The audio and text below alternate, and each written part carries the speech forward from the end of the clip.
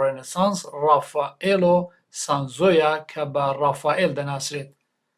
ئەو نیگارکێشە لە ماوەی ژیانیدا توانی هەرە بەرهەمی ناسراو لە سەردەمی ڕێنەسانسدا بەخۆبخێنێت کە قوتابخانەی ئاتێنا یەک لەوانە. ڕافائێل لە یۆرینۆ لە 1483 زاینی لەدایک بوو، لە تەمەنی 37 ساڵی لە ڕۆم کۆچی دوای کرد. گۆڕی ناوبراو کە لە ڕۆما ئێستاش گەلێک کەس بۆ ڕێزگرتن سەردانی دەکەن.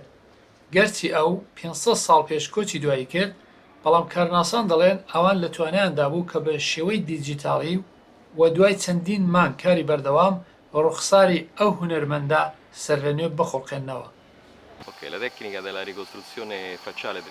تەکنیکی سەر لە نوێ سازکردنەوەی ڕوخسار کارێکی زانستیە، هەم لەبارەی لێکۆڵینەوەی یاسایی و زانستی بە ئاسانی سەر لە نوێ ساز دەکرێتەوە.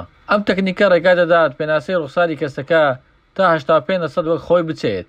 مانای وایە هەر کەسێک لە سەردەمی ڕافائێل ژیاوە دەیناسێت، دەزانێت کە ئەم سەرا لە نوێ سازکراوەتەوە هی ئەوە. گەردی لە ناسانی شارەزای بایۆلۆژی و مرۆڤناسانی بەشی پزیشکی دادوەری لەگەڵ تیمی کارناسانی ڕۆم لە بەشی موزەی ڤیگامۆس بەشداری ئەو دەست پێشخەریان کرد.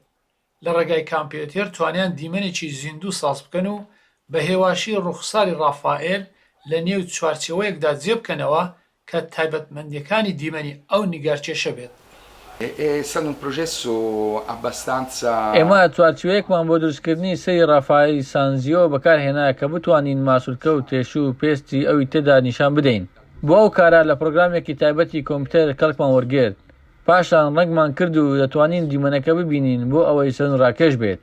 لە ساڵی 1933 تەرمی ئەو نیگارکێشە لە گۆڕ هێنرایە دەر کە چەندین تەرمی دیکەش لەنێو ئەواندا بوو، بەڵام تەنیا یەکیان بە ساغی و دەست لێ نەدراو ماوەتەوە.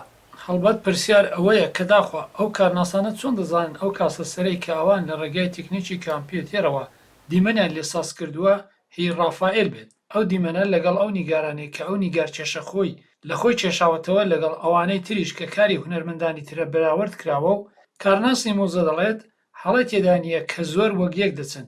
مانگی سێپتامبر ئەو دیمەنەی سەر کامپیۆتێر لە شاری لەدایکبووی ڕافائێل یۆربینۆ نیشان دەدرێت بۆ ئەوەی ئەوانەی سەردانی دەکەن لەگەڵ دیمەنی ڕاستەقینە بەراوردی بکەن. ئەو پرۆژەیە لە 500 ساڵ وەکگەری ڕافائێل هاتوۆتە گۆڕێ.